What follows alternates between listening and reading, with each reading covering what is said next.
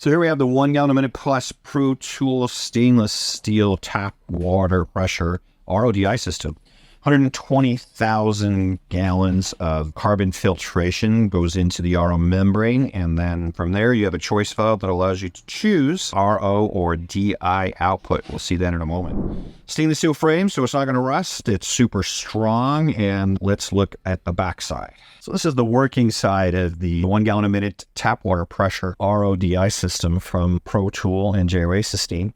There's a choice valve here, so you can choose to use RO or DI water. There's a TDS meter that tells you your TDS, either of the RO that's being produced or your DI, so you know when to change it.